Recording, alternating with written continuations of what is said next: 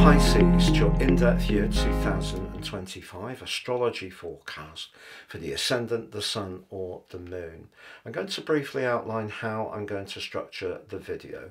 First of all, I'm going to share with you about two eclipses towards the end of year 2024. The first of these is in your sign, ushering in a new eclipse series, but their energy is very powerful in the early months of the new year, so I need to unpack that for you.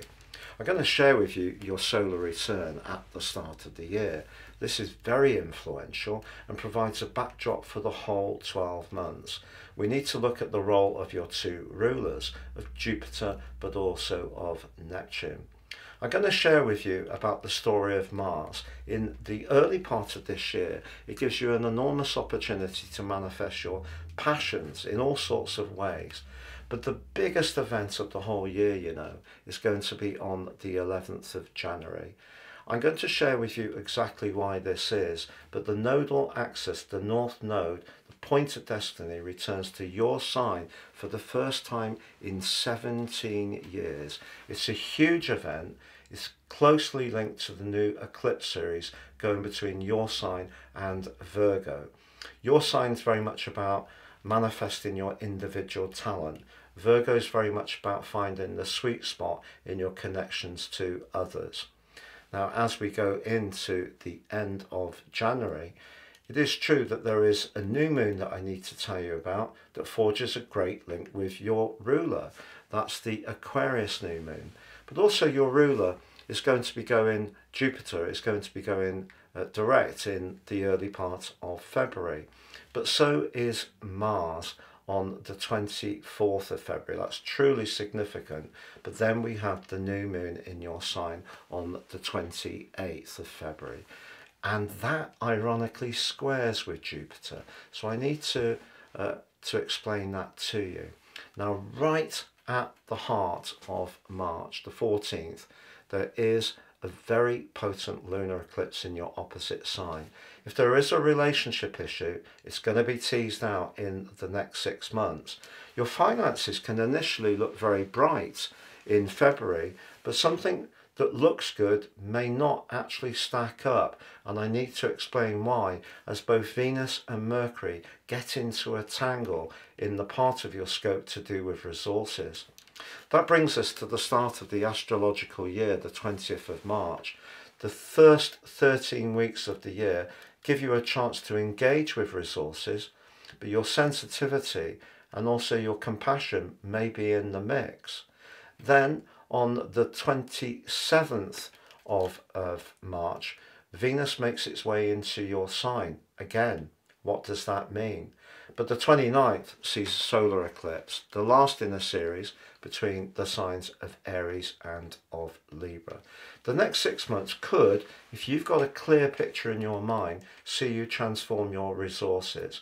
But Neptune moves into that area, your ruler, on the 30th of March, and that can create some possibilities, but it also can create some unreality. It needs some care. The sign of Aries is about initiation, and Neptune is a hard energy to trap. So how do you use it in a quantifiable way?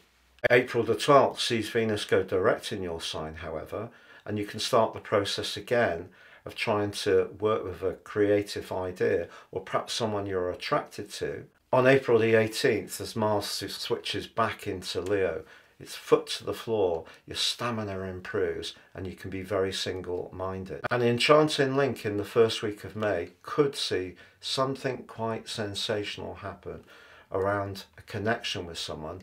At the very least, you could enjoy a very lovely date and some good food and wine. But then on the 25th of May, stern Saturn moves into Aries from your sign. If you really worked hard over the last couple of years, you could start to see something taking shape, the green shoots. But remember, Saturn is about resistance, and the sign of Aries is very much about going for it quickly. So Saturn can slow down that energy. It could condition the more dreamy energy of Neptune in a positive way. So if you are a creative, for example, you could have quite an inspired period from then through to the end of August. Both link back to Pluto in your 12th house. Your deeper instincts, your past experiences, but also your preparedness to dive deep into your emotions can also have an impact on how you feel about yourself, your self-worth, but also your finances. As we go into June, Jupiter, your ruler, moves into a fabulous location of Cancer, but it immediately clashes with Saturn. What does that mean? We see that repeated with the Cancerian new moon. That also is usually a very bubbly and effervescent event for you. This year it's conditioned. How do you deal with that? There could be some snags in July and August as Mercury goes retrograde. I need to share about that with you. But September is undoubtedly the most important month, really, because there are 2 eclipses, but also Saturn returns to your sign. Those 2 eclipses are really teasing into the open potential around relationships, but also potential for problems. It depends on your unique situation. And this is where the North Node is going to be so critical to you this year, because it's asking you to really trust your instincts. Wherever you feel pulled to go, that's where you should go. And sometimes that could mean reasserting your individuality, at other times giving a little bit, and tuning into someone else's needs. Remember, you can be a very giving and compassionate sign, Pisces, but sometimes we can give away our power from that. Saturn's been pushing back against that over the last couple of years. What the North Node can do for you this year and the eclipse series is rebalance the paradigm for you. And that's what I will be unpacking for you. Please stay with me for more. I'm astrologer Patrick Arundell. If you're new to my channel, it's lovely to have your company. If you have any thoughts, please share them. This is very much a community. If you're a returning visitor, it's great to have your company once more.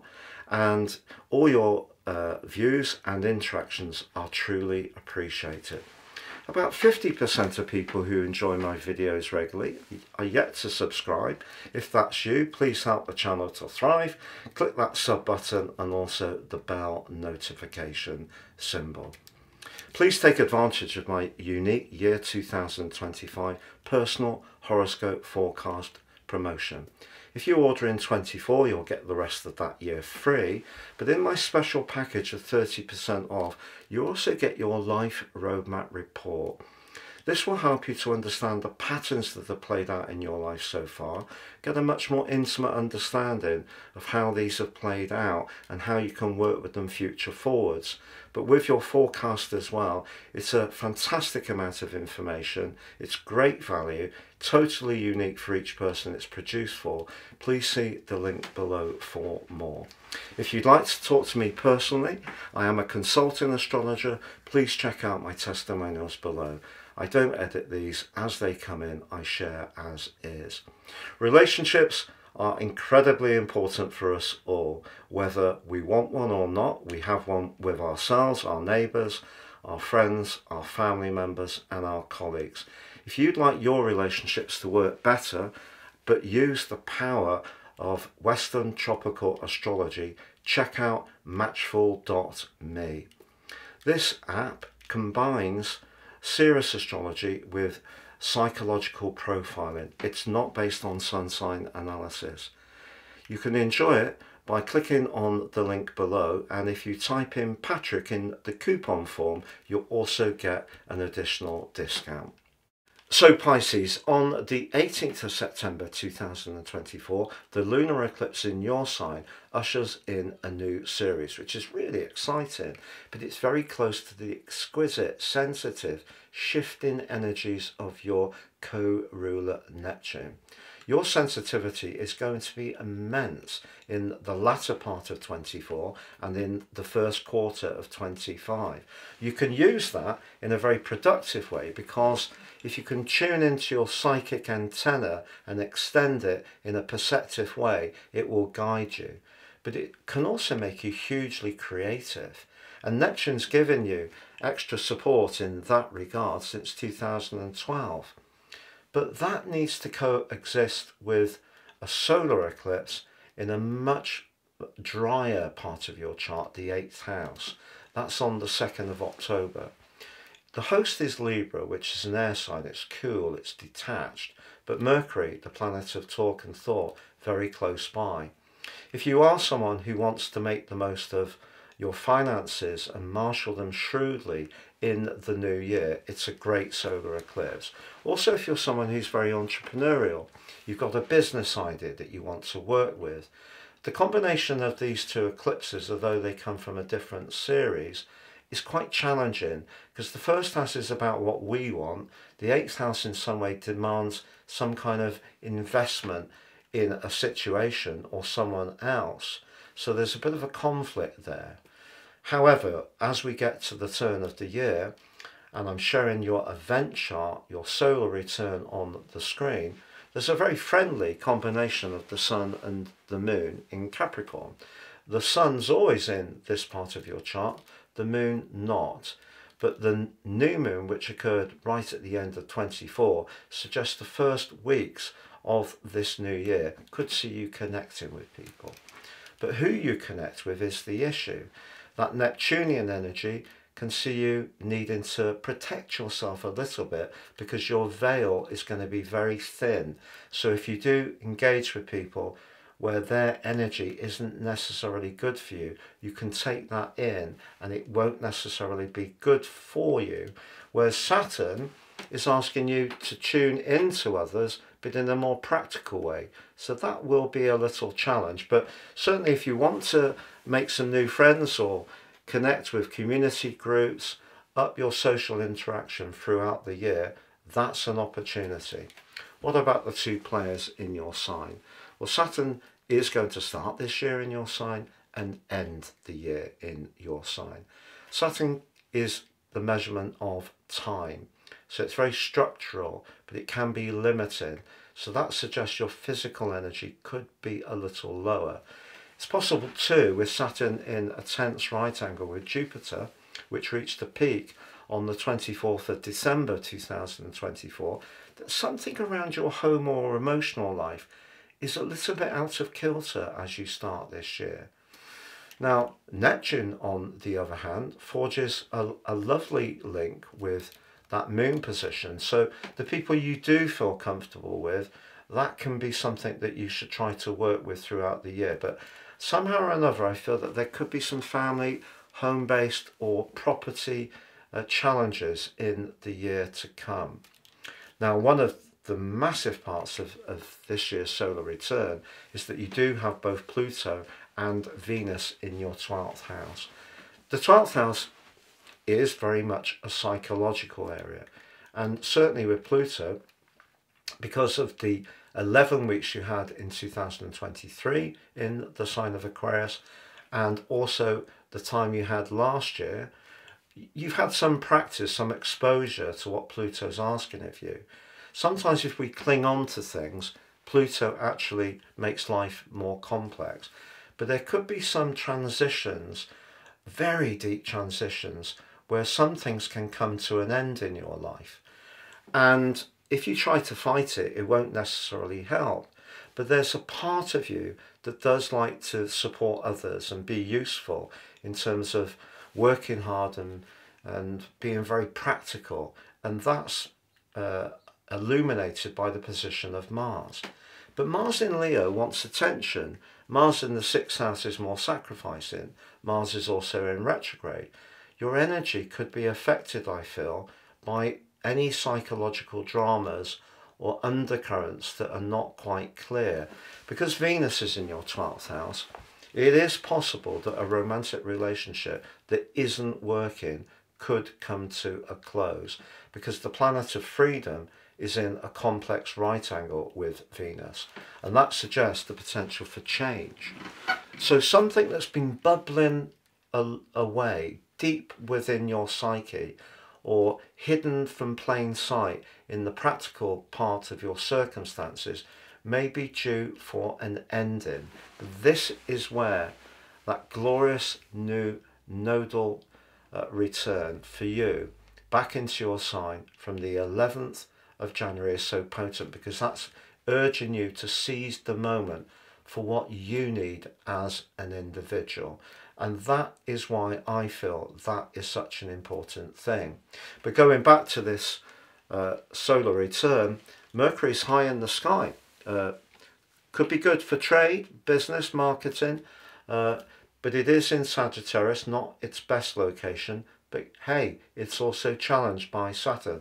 You're only going to have a certain amount of energy this year, and I think a lot of it is going to be trying to find the sweet spot between what you need and want and what works in your connection to others.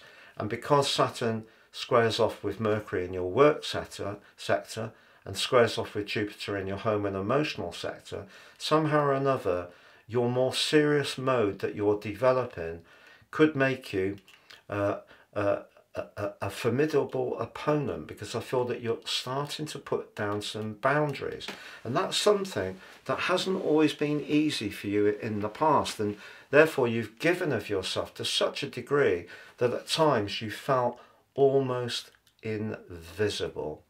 But if you are a healer, if you do work in healthcare, if you are in any way a nurturer, the fact that Mercury forges a great link with Chiron in the second house, that could definitely aid your bank balance.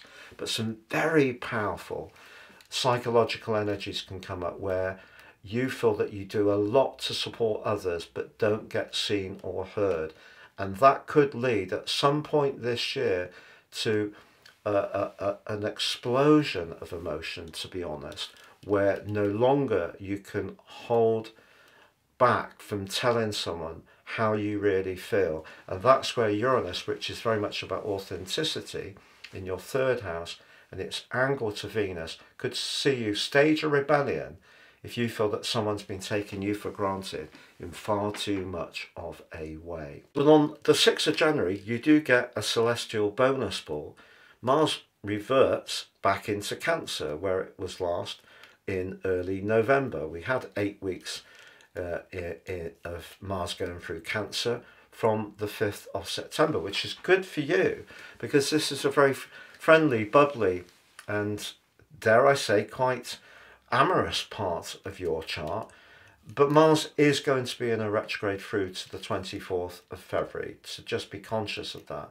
But Mars there could give you a need early in the year to connect with people. Very often we have all the sort of interaction over Christmas, and then people sort of really hunker down in the latter part of January. You might surprise yourself by taking the initiative, particularly from the 11th of January. And I cannot stress how important the nodal return is, because it's not since 17 years ago that the North Node has been in your sign. Now, the North Node is the point of destiny.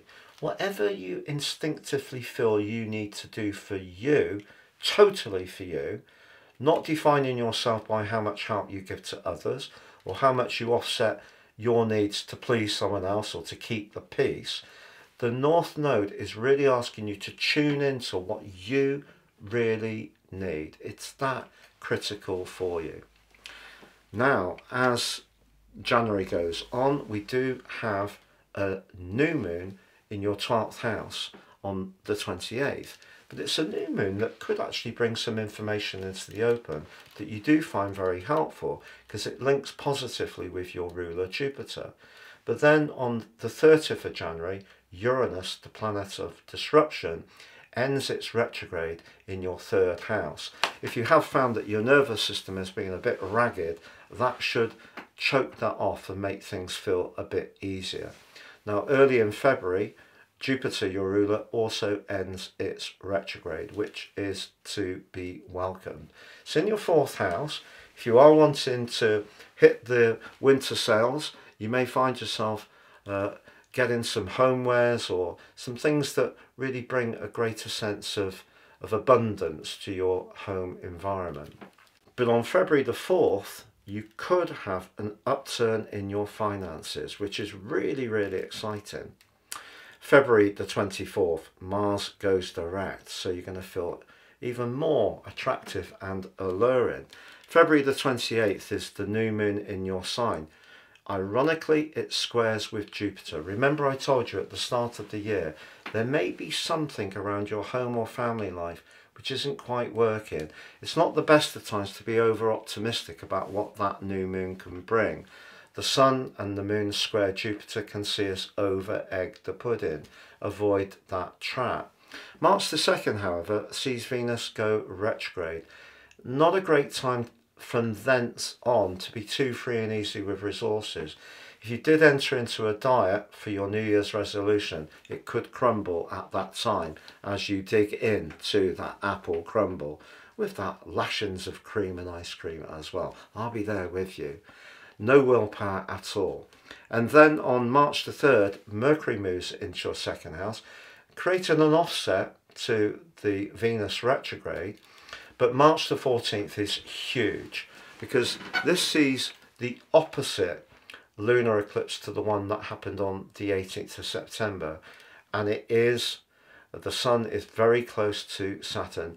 This is exactly what I've been saying to you about finding the balance between what you want and what other people require from you.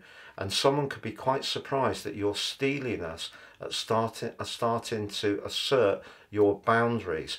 Good for you if so. March the 20th, the spring equinox, the start of the astrological year, cardinal quadrant 1, a 13-week period where you can focus on resources, but because Venus is in retrograde and then Mercury goes into retrograde, it's all quite convoluted in terms of the finance. What can help you, however, is that on March the 29th, we have a solar eclipse in your second house. If you've really, really worked very, very hard over the last couple of years, you could see some significant increase in your income or some stability around resources. But on the 30th, Neptune moves out of your sign and into Aries for the following near to 8 months.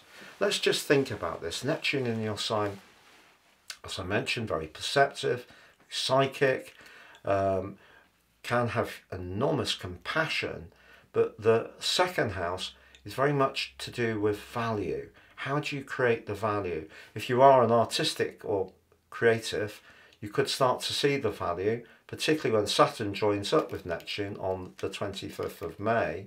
But initially, you may be a little unsure. Something may seem a little unclear. You may also find that going on for that apple crumble or pie, anything that's remotely Moorish over the next near to 8 months could prove quite irresistible. So you're really going to have to double down if you want to stick to a diet plan that you had set. But positively, Neptune moving into your second house and the sign of initiation, Aries, could see you trying something fresh and imaginative around your talents and how you can get a return on them. Now on April the 12th, Venus goes direct in your sign. So that's something that's going to give you a greater sense of self-assurance. On the 18th, Mars returns to Leo. This will give you a boost of physical vitality and stamina. And in the first week of May, there's a beautiful link between Venus and Neptune in your second house. What a time to enjoy a lovely meal. You know, if you meet up with someone, it could be a friend, you could do some home cooking and invite someone around, but it could be enchanting for a relationship. But remember, Neptune can also distort. So if you're still getting to know someone, take it steady. April the 27th sees the Taurus new moon. Usually the pace of life would pick up with this, but because it's in a jagged right angle with Pluto, something can come out into the open in the following month. You could say something that you've been keeping tight to your chest a resentment that's been boiling away could come out. A secret can be spilled. In May, however, the 25th, the arrival of Saturn to duo up with Neptune. But Saturn is in its full in Aries. Aries is about getting on with it. Saturn's about consolidation. So there is a paradox. But what Saturn can do, particularly if you are trying to do something that's more to do with flair, Saturn provides the discipline and the structure to box in that dreamy drifting energy of Neptune, which can be very dispersing and dissolving. So Saturn could be an asset, but they're together through to the end of August, and they link back to Pluto. It makes me think, you know, there's some past knowledge, experience, skills, memories that can actually come back to you in a way which makes you feel better about yourself, gives you more self-worth, or it could be that you can reconnect to someone from your past. I don't necessarily mean romantically. It could be an old colleague you used to work with, or you can repurpose those previous skills and experiences in a new dynamic way. Now on May, if you are hoping to move, what a wonderful new moon, because it's next to the ruler of the sign, which is very much to do with the marketing side of things, the deal. So if you are trying to tie down a new lease or a new mortgage, that can be positive for you. June the 9th sees Jupiter, your ruler, move into your 5th house. I have to say this will be gorgeous for you over the next year, but it's just the natal chart of the event is going to be squared off by Saturn. So because Saturn and Neptune are in 2, which is money and resources, and Jupiter's in 5, which can be to do with extravagance, spoiling, and also speculation, I wouldn't say that Jupiter over the following year would necessarily be great if you go for it in an unrestrained way. I think that you're really going to have to do some research if you are trying to instigate some new financial approaches. But when it comes to your social situation, even romance, Jupiter in the sign of Cancer, where it loves to be, it's exalted, is a fine transit for sure. But then the Sun catches up with Jupiter, moving into Cancer on the 20th. We have the second of the cardinal quadrants, but it too squares with Saturn. So that part of the year where you usually can enjoy some real pleasures and mixing and mingling could be moderated by financial considerations, or perhaps because you're evaluating other people in a much more strident way. If there is a relationship that's weak, it could go on the back of the Cancer new moon, which also squares with Mars and Neptune. July the 7th, however, sees Uranus move out of the restless 3rd house into your restless 4th house. If you are wanting to move, it can happen in the following 4 months, but also there can be a lot of electric developments. People can come home, leave home. If you are trying to sell a house, it can all be very fast moving or very disruptive. One of the things you can do with Uranus in your 4th house is declutter. Uranus loves space, but it also could see some very, very pointed discussions in the family, particularly because Uranus goes back to Pluto in a trine, Pluto in that psychological area. Uranus is about rebelliousness, and it can be defensive in the 4th house. It's going to speak out whether people like it or not. And if it's about money, there could be a big to do at this part of the year. So although we have a grand minor trine, the golden triangle, for you personally, I think it is very, very much to do with emotion stability and deep psychological stuff, and trying to find your place of security within it. Things, you may yearn stability, but it may be a little elusive in this part of the year, to be really honest. On July the 18th, Mercury goes retrograde in the precise 6th house. Anything to do with details here, you really have to be on it. The Leo new moon of the 24th forges a great link to Uranus. I mentioned about decluttering. If ever there was a need to declutter, it's now. But also it's in an opposition with Pluto. Again, I feel that some sharp words could be exchanged about something that's been unspoken, or some deep resentments over a very long period of time. The potential for family politics is very, very high at this point in your situation. August the 23rd, however, sees a new moon in your opposite sign. Ordinarily this would be great, but this squares up with Uranus. Again, a lot of disruptive energy around relationships. And it's the first of two new moons, the second a solar eclipse. Essentially it's a blue moon, two new moons in the same month. But on the 1st of September, Saturn returns back to your sign. You're really, I feel, going to be very determined to not bend if someone has been taking you hugely for granted. The 6th of September, Uranus goes retrograde in Gemini. September the 7th is the second of the lunar eclipse in your sign, repeating the one of the year before. Again, this can see your emotions close to the surface if you feel a relationship isn't working very well. But if you're wanting a relationship, the September the 21st solar eclipse suggests you could be attracted to someone who you see will be a solid bet. Someone who has a level of responsibility, who is reliable, turns up, is, you know, invested in a degree of good old-fashioned manners and civility. But it could be a shakeout also if a relationship isn't working in the following 6 months. The autumnal equinox of the 22nd is about those shared finances and long-term financial investments again.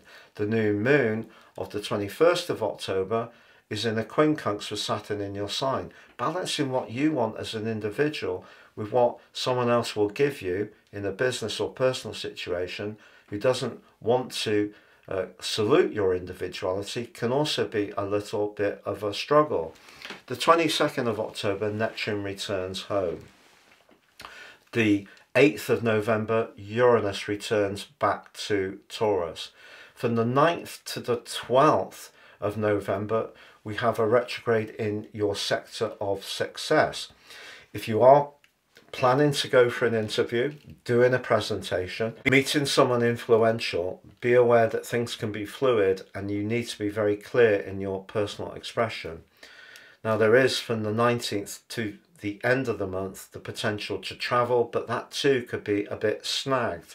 We have on the 20th of November a new moon in your sister water sign of Scorpio, but that's snagged by Saturn and Neptune in your sign.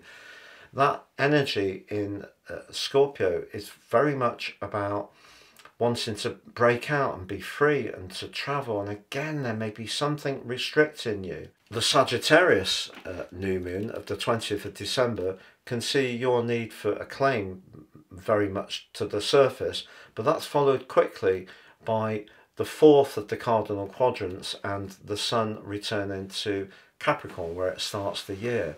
So that's the breathless events of this year. But to really take the nuts and bolts out of it, the nodal axis returning to your sign is asking you to stand in your individual power. The eclipses is a to and fro between what you want and need and prepared to give and what someone else wants. If you're in an equitable relationship, the relationship can get stronger this year. If you're in an inequitable relationship, not just financially, you know, you don't feel that there's the same level of care and trust and respect, that can be something that can be difficult. And as much as you can boost your resources with Neptune and Saturn in your second house, I feel it may be something that's a bit fleeting. I'm not sure how rooted it will be. This could be a disruptive year, so the best way to work into it is really be absolutely determined to listen to your inner voice, because that part of you that can be such a giver, Pisces, is what you really need to be revolting against this year. Saturn's been encouraging you over the last couple of years to simplify your life. The node's asking you to listen to your gut feeling. Let it guide you. Let it guide you around money, relationships, every single part of your situation, jobs. Do what really works for you deep within you. And that is the best way to make the most of this epic year for you. Have a great 2025. Take care.